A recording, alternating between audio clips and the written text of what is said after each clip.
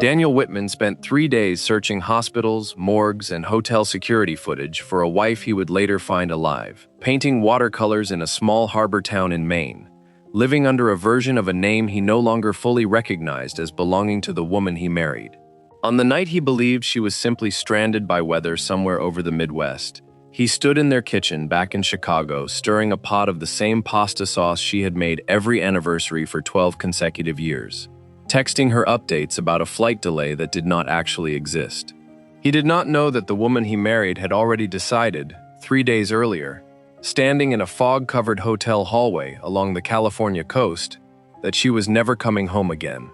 He did not know that somewhere between a locked hotel bathroom and a small leather key case hidden carelessly at the bottom of his own travel bag, his marriage had quietly ended, and that the woman still wearing her wedding ring, still sleeping beside him some nights, still answering to her name, had already become someone else entirely. This is the story of how a woman can disappear completely, without leaving behind a single fingerprint of evidence. How a man can lose his wife entirely, while still hearing her voice on the phone every evening. And why? By the time Daniel Whitman finally understood what had happened to him,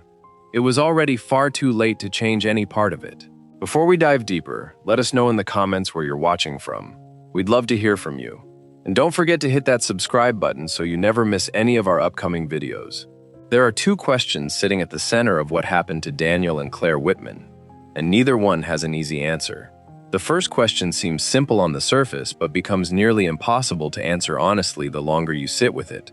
At what exact moment does a marriage actually end? Is it the day someone signs a piece of paper inside a courthouse, or is it years earlier, in an ordinary kitchen, during a conversation that never quite happens, inside a silence that grows so wide, neither person notices they have stopped reaching across it entirely? The second question is harder still. If your spouse of 12 years vanished without a single explanation, leaving behind only a rental car, a set of house keys, and one short message telling you not to look for her, would you have understood why?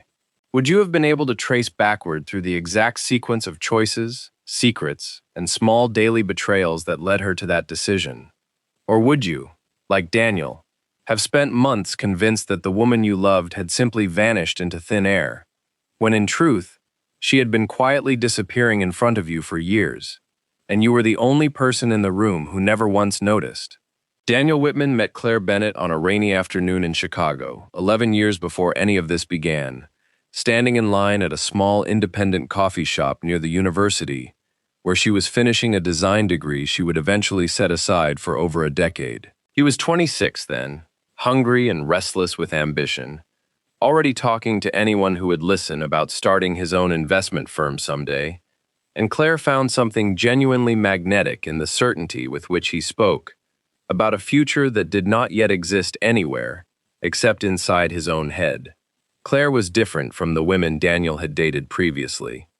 She sketched constantly on napkins and receipts, carried a small leather notebook everywhere she went, and possessed a habit of noticing details most people walked past entirely without seeing: the particular slant of afternoon light against old brick, the quiet sadness hiding behind a stranger's posture on a crowded train platform. Daniel used to tell his college roommate that Claire saw the entire world in a way he never could access on his own, and in those earliest years, he seemed genuinely humbled by that difference rather than threatened or competitive with it.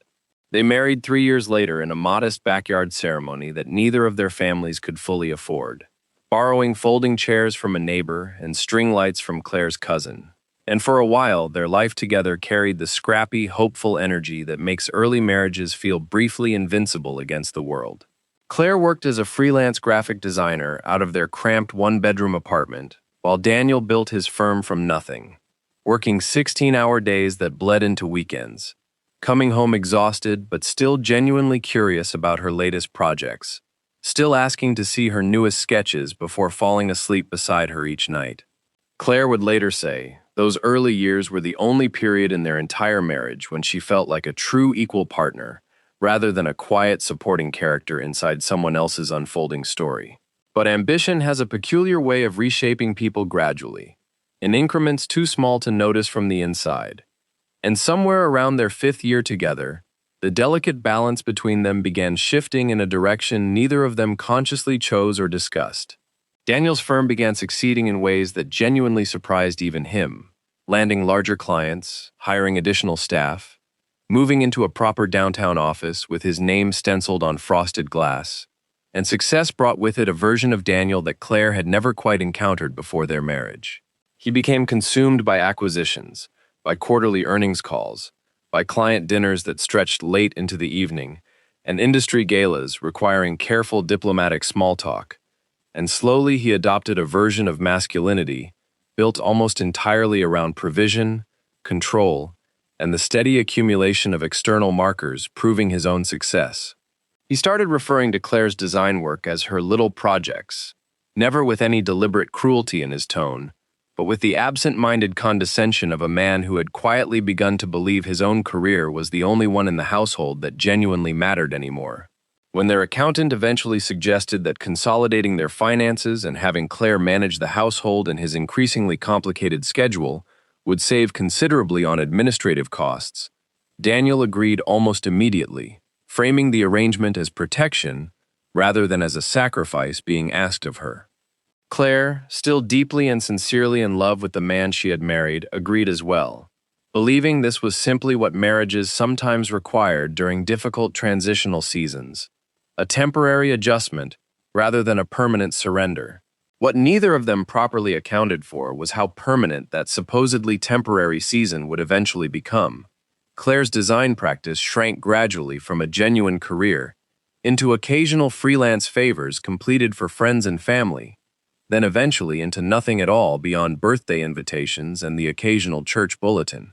She began organizing Daniel's client dinners instead of designing corporate logos, memorizing his business partner's dietary preferences and allergies, instead of building relationships with clients of her own, driving his suits to the dry cleaner instead of driving downtown to meetings that once filled her entire week with purpose. Daniel rarely noticed this quiet transition occurring in real time because, from where he stood, everything in their household appeared to be functioning exactly as intended, smoothly, efficiently, without any visible friction requiring his attention. The house grew larger, eventually becoming a 4-bedroom colonial with a manicured lawn neither of them had time to personally maintain.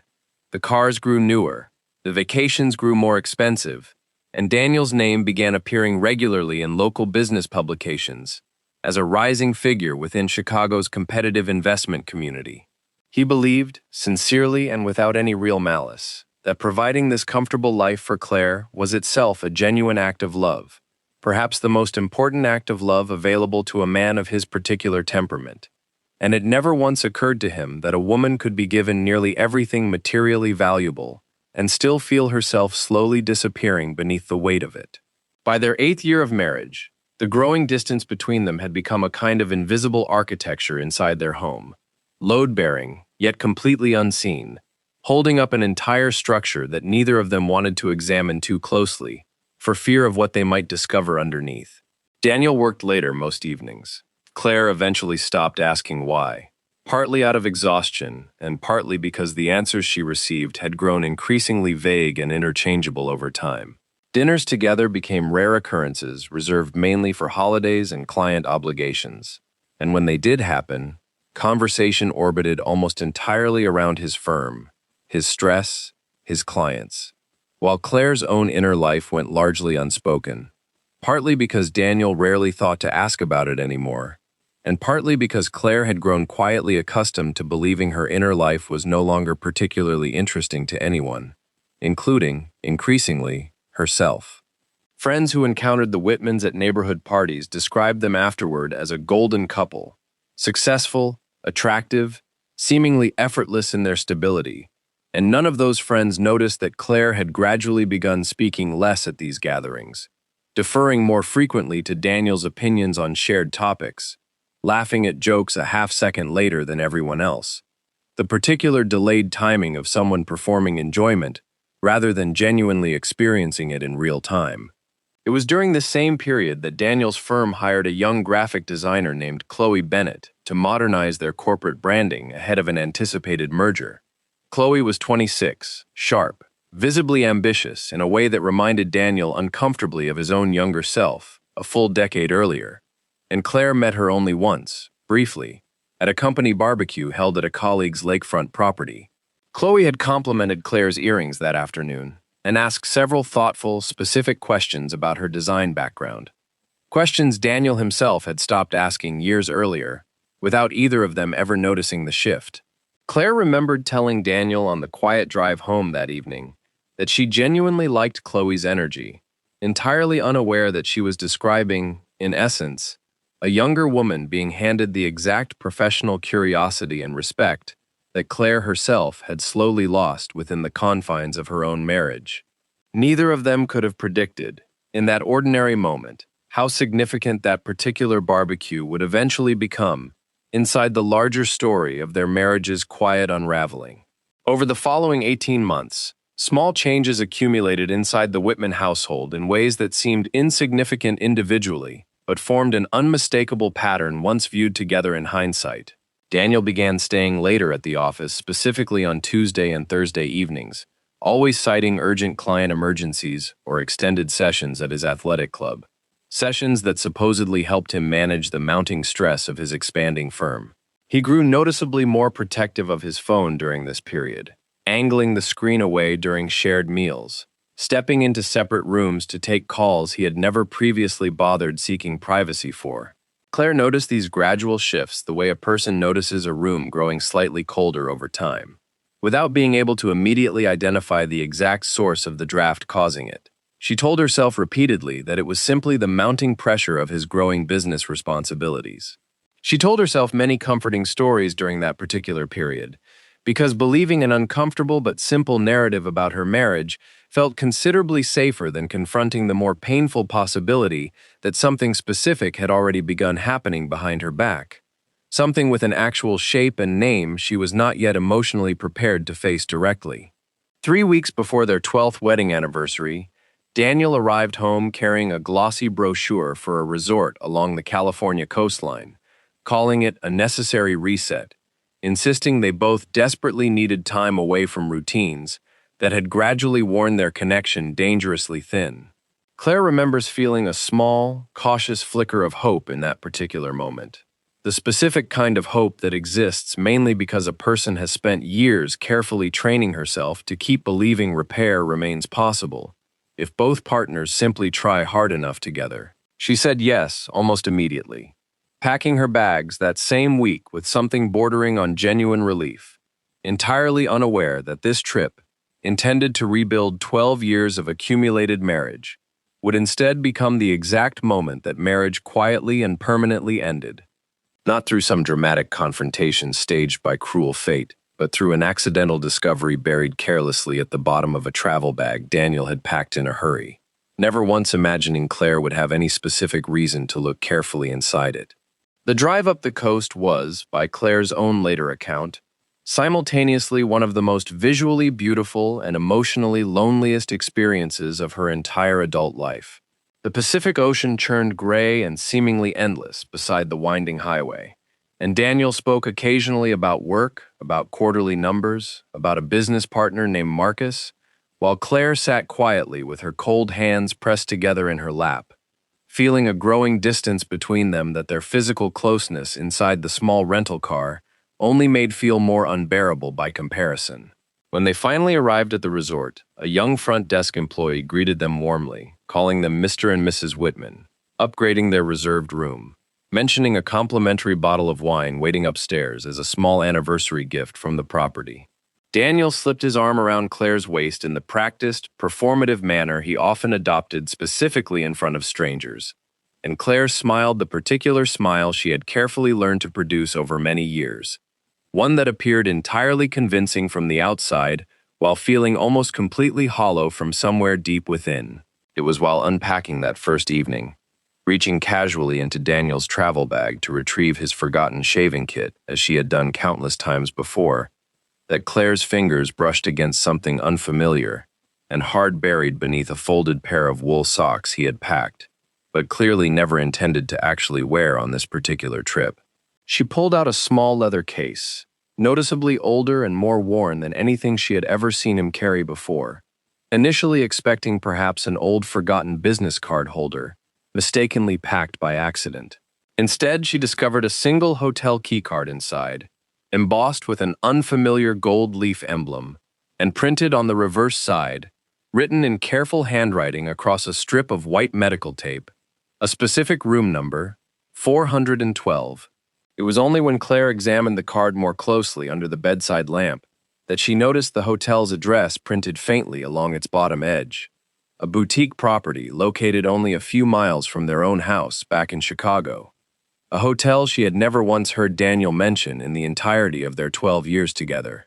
Claire stood frozen at the center of their oceanfront suite, the heavy scent of cedar and dried lavender suddenly feeling overwhelming against her senses, her mind racing rapidly through possible explanations that might render this discovery entirely innocent. Perhaps it belonged to a colleague.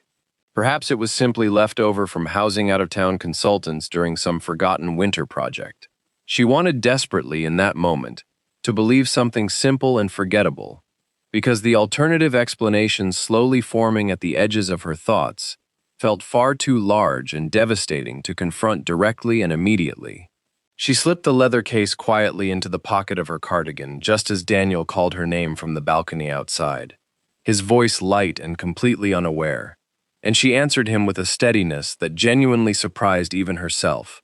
understanding somewhere beneath conscious thought that whatever waited inside that leather case was about to permanently alter everything between them. That night at dinner inside the resort's cliffside restaurant, Claire watched Daniel across a flickering candlelit table as he spoke easily and confidently about his firm's expanding investment portfolio,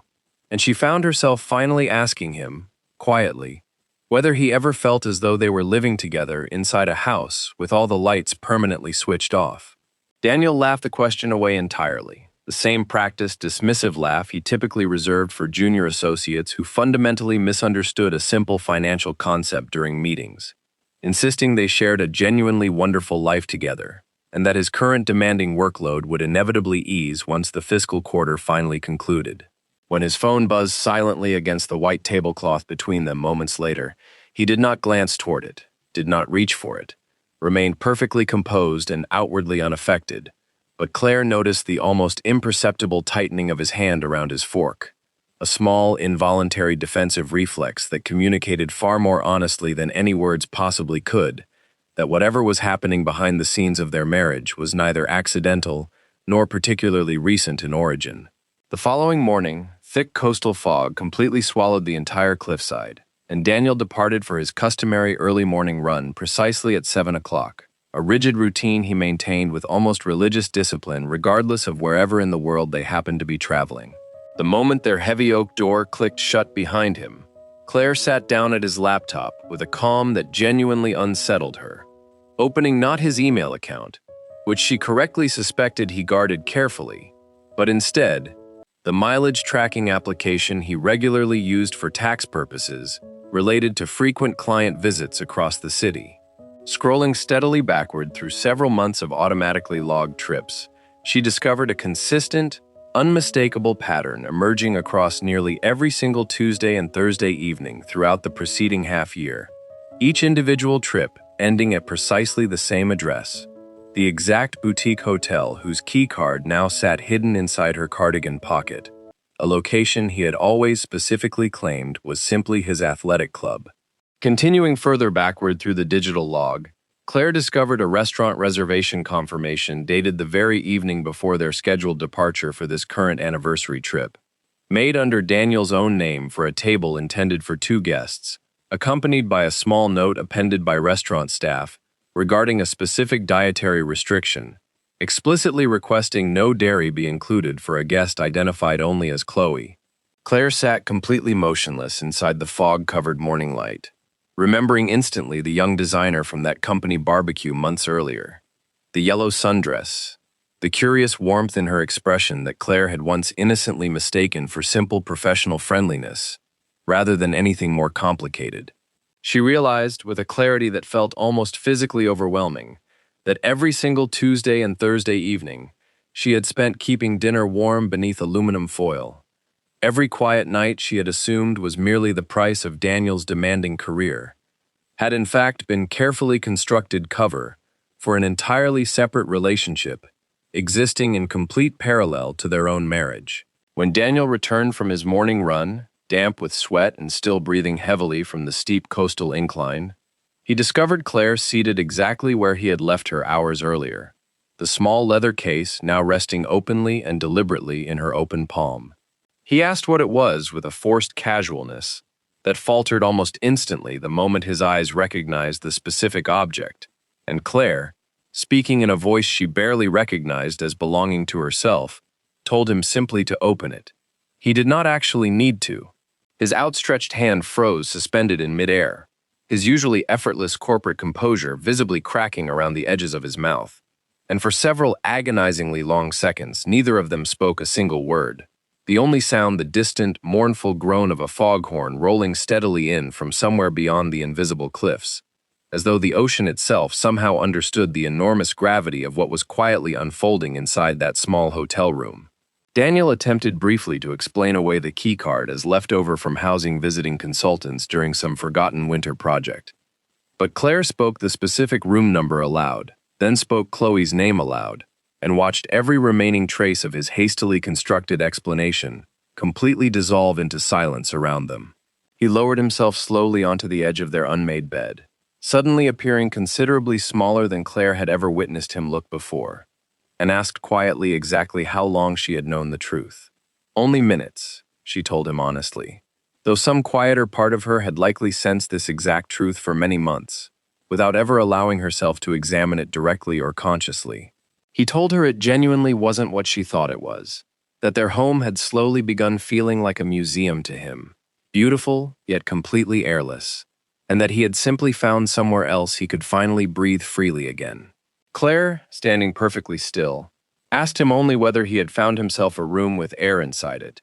and he offered no response that did not fully confirm everything she already understood to be true. Rather than screaming or shattering the room around them the way Daniel perhaps expected in that moment, Claire simply walked calmly into the bathroom, gathered her passport and her purse, and returned to find Daniel standing there pleading with her to stay, insisting repeatedly they could still repair this through professional counseling, reminding her they had built an entire shared life together over 12 years, that surely could not simply be abandoned inside a single hotel room. Claire told him only 2 words in response, "Watch me," before walking out and closing the heavy door behind her, with a quiet, deliberate finality that somehow felt far louder than any shouted argument possibly could have. At the base of the mountain, a rental car agency clerk asked no questions whatsoever about her visibly trembling hands or her conspicuous lack of luggage, simply advising her that the highway ahead led 2 directions, north or south, and that she should choose whichever direction felt lighter to her in that moment. She chose north, driving for several hours along the winding coastline with the radio switched completely off, her phone ringing relentlessly with Daniel's name displayed on the screen, until she finally powered it down entirely and slid it into the glove compartment, temporarily sealing away the only remaining connection to the life she was actively choosing to leave behind her. Before we continue further into this story, consider this question honestly for a moment. Have you ever discovered something specific about a relationship that instantly changed everything you previously believed to be true about it? Let us know in the comments section below, because what happened next, both to Claire and to Daniel, only grows more complicated from here. Back in Chicago, Daniel spent the following 72 hours descending into a state of escalating panic that none of his usual professional composure could adequately disguise from those around him. He returned repeatedly to the resort's front lobby, questioning staff members about whether Claire had requested a taxi or arranged transportation toward the nearest regional airport. When these initial inquiries produced absolutely nothing useful, he contacted local law enforcement authorities, filing an official missing persons report despite Claire being a fully competent adult who had left entirely of her own free will, a fact the responding officers gently but firmly explained to him during their brief conversation. Daniel hired a private investigator several days later, a retired detective named Frank Kowalski, who reviewed available hotel security footage frame by frame, traced the rental car's last known location before its tracking signal mysteriously disappeared, and personally interviewed resort staff members, including the young front desk clerk, who still clearly remembered Claire's pale, remarkably steady expression as she departed the property alone that particular morning. Frank's methodical investigation uncovered one brief false lead, when a gas station witness reported seeing a woman matching Claire's general description near the Oregon border, sending Daniel into a temporary frenzy of renewed hope that evaporated completely within days. Once surveillance footage revealed an entirely different woman altogether. Daniel's longtime business partner Marcus gently encouraged him, during a difficult late-night phone call, to seriously consider hiring a divorce attorney, rather than continuing this exhausting search indefinitely, reminding him carefully that Claire's departure appeared, based on every piece of available evidence collected so far, entirely intentional, rather than the tragic result of any foul play. Daniel resisted this uncomfortable suggestion for several additional weeks, unable to reconcile the image of his composed, seemingly devoted wife with a woman genuinely capable of disappearing without offering a single word of explanation, refusing initially to accept that the quiet, agreeable partner he believed he understood completely had, in fact, been silently withdrawing from their marriage for years, before this particular trip ever even began. During this same difficult period, Daniel's own sister Patricia flew in from Denver to help him manage the mounting stress.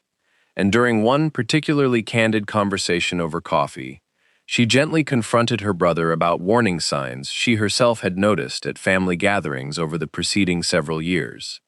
Moments when Claire had grown visibly quieter, when her laughter had started sounding slightly rehearsed rather than genuinely spontaneous. Daniel initially bristled defensively at these observations, insisting his sister was simply searching for patterns that did not actually exist, but privately, alone that same evening, he found himself scrolling backward through old photographs on his phone, examining Claire's expression in each image with a new and uncomfortable scrutiny he had never previously thought to apply. He began noticing, for what felt like the very first time, the subtle difference between Claire's genuine smile and the practiced version she had apparently been offering him for years, without his ever noticing the meaningful distinction between the two. Meanwhile, completely unknown to Daniel, Claire had arrived several hours north in a small coastal town, stopping at a modest diner overlooking a quiet working harbor, where she encountered an elderly widow named Margaret Doyle, a woman who had lived alone inside a cliffside cottage for the past decade, following the death of her husband of 40 years. Margaret, without offering any dramatic sympathy or harsh judgment, listened patiently to fragments of Claire's unfolding story, and offered a specific piece of hard-earned wisdom that would remain with Claire for the remainder of her life, telling her plainly that some men construct rooms containing actual numbers on the door, while others construct rooms existing entirely inside their own private minds. But that either way, once a woman finds herself no longer permitted inside those particular rooms, the marriage has effectively already ended, leaving only the remaining question of exactly how long she intends to keep waiting patiently outside it. Margaret's own candid account of profound loneliness within her own marriage, of feeling completely invisible across her own dinner table for years before her husband's eventual death, gave Claire permission to finally begin properly grieving a marriage that had clearly been dying long before this particular trip ever definitively confirmed it. That same evening, using a modest inheritance previously left to her by her late mother, money she had carefully kept separate from her joint accounts shared with Daniel, Claire secured a small furnished apartment near a working harbor in Portland, Maine, available for immediate occupancy, a location deliberately chosen specifically because it existed nearly 1,000 miles removed from every expectation, every rigid routine, and every previous version of herself that her marriage had gradually required her to become over 12 years. She sent Daniel a single brief message informing him she remained safe, that she had taken the rental car along with her mother's inheritance, and that the specific woman he was currently searching for no longer existed in the particular form he remembered from their marriage. Before removing the memory card from her phone entirely and cutting off all remaining contact between them for the following 6 consecutive months. The months that followed proved genuinely excruciating for Daniel, who alternated unpredictably between anger, guilt, and an uncomfortable process of self-examination he had spent years actively avoiding through relentless work and constant motion. Marcus eventually convinced him to formally consult a divorce attorney, who carefully explained that Claire's sustained physical absence, combined with her explicit written communication renouncing any claim to shared property, would eventually satisfy the legal requirements necessary for an uncontested divorce, regardless of her current physical location anywhere in the country. During one particularly difficult evening several months into her disappearance, Daniel finally located and opened an old design Claire had created years earlier for Marcus's own office branding, discovering, with a mixture of genuine shame and belated admiration,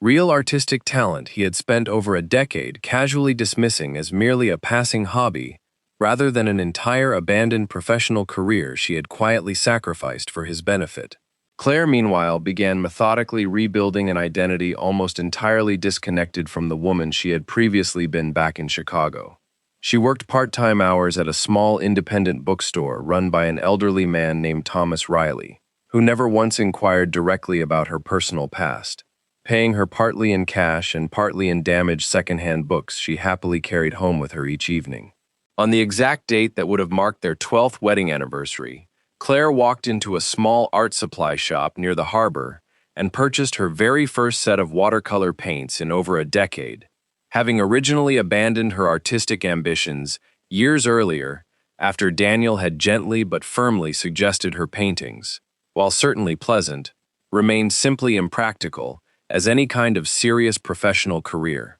Sitting alone that evening at a small wooden table inside her sparse apartment, Claire allowed deep indigo pigment to bleed uncontrolled across wet paper for the first time in 12 full years. And for the first time in longer than she could clearly remember, her hands, finally, felt genuinely warm again. As winter gradually gave way to spring along the Maine coastline, Claire settled into a modest but meaningful daily rhythm. Her mornings spent painting near the harbor's edge, her afternoons spent quietly organizing shelves inside Thomas's bookstore.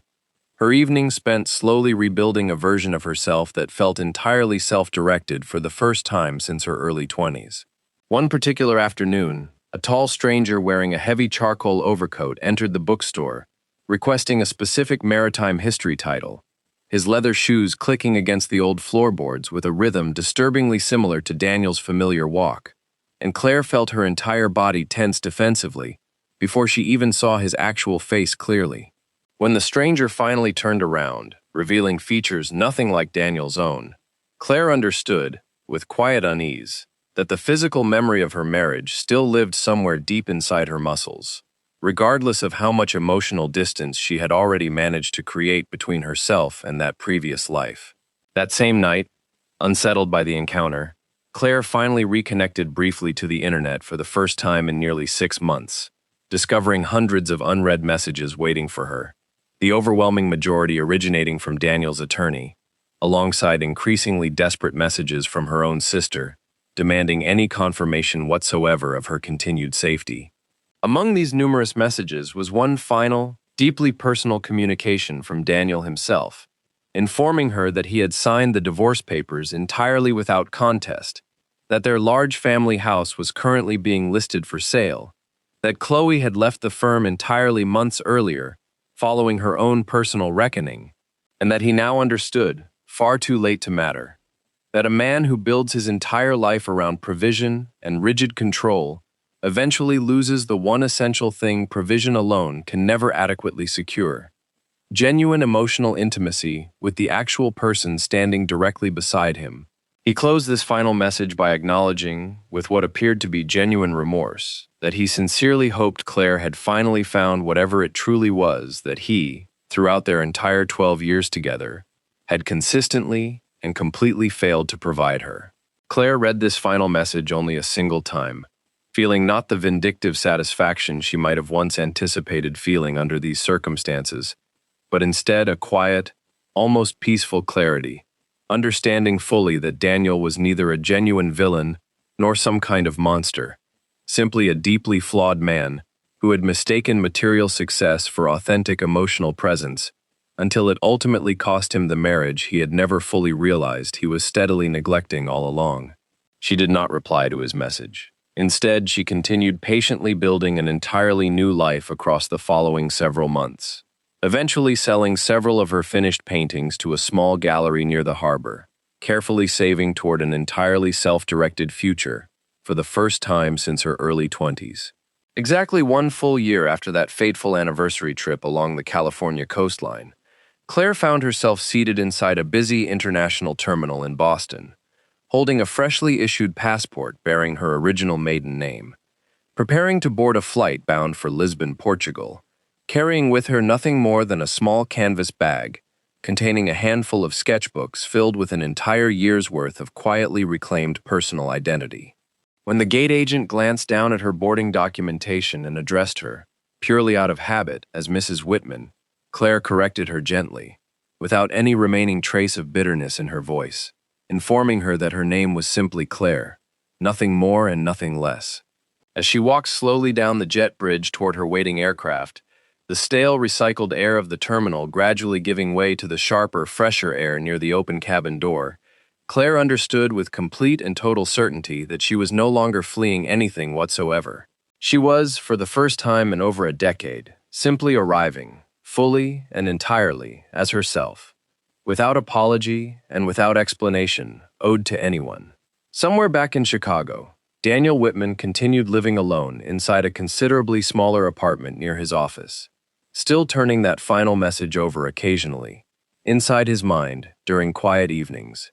still genuinely uncertain whether he had truly lost Claire on the exact day she disappeared along that fog-covered coastline, or whether, in painful truth, he had actually lost her years earlier, one quiet, unnoticed evening at a time, without ever once realizing precisely what he was allowing to slip away from him. What remains, perhaps, is not really a question of who was ultimately right or wrong within this particular marriage, but a much larger and considerably more uncomfortable question every single viewer might honestly consider for themselves tonight. How many relationships actually end not through dramatic betrayal or some singular catastrophic event, but through a slow, cumulative silence that both partners mistake for genuine stability until that silence becomes entirely permanent and irreversible? Would you have recognized the warning signs sitting quietly across your own dinner table? Or would you, like Daniel Whitman, have continued believing everything remained perfectly intact right up until the exact moment it became far too late to change anything meaningful at all? Let us know in the comments below whether you believe Claire made the right decision walking away without demanding one final confrontation, or whether Daniel genuinely deserved the opportunity to properly explain himself directly to her face. And if this particular story affected you the way we sincerely hope it did, make absolutely certain you are subscribed, because our very next story explores an even more devastating discovery, one involving a second phone, a hidden storage unit, and a secret that remained carefully buried for nearly 15 years before finally coming to light.